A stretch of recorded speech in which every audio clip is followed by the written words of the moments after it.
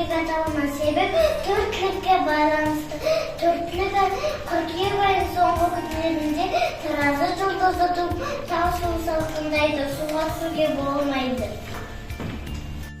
Қазан күздің ортасы. Қазан сөзінің мағынасы тамашашатын ыдыс, қазанымыз мол болсын, толы болсын деген ниетпен атамыз қазан.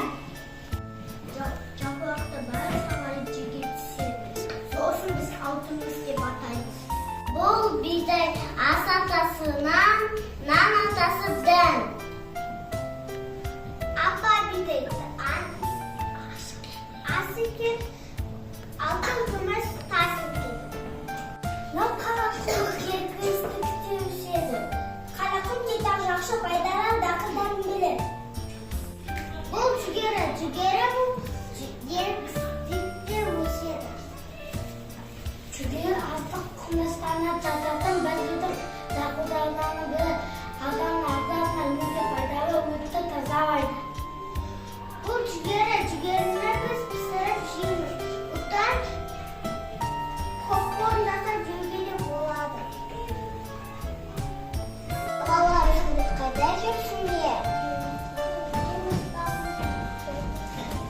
Даяна,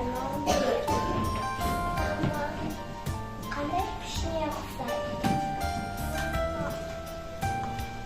Қандай? Науне екен. Қарағым, Қандай? күлгім, Науне. Қандай? қалай ғой.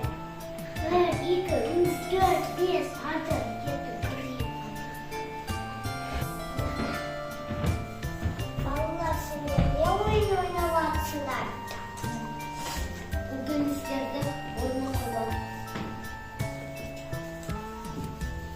Көбінесе қайда өседі? Жерде. Науне. Сәбіз. Қандай дәулері бар? Емен мықты ағаш. Аққайым ағаш, ең суы ағаш. Қарағай ағаш, ең ұзын ағаш. Кел достарым, ағаштарынан жапырақтарын білейік.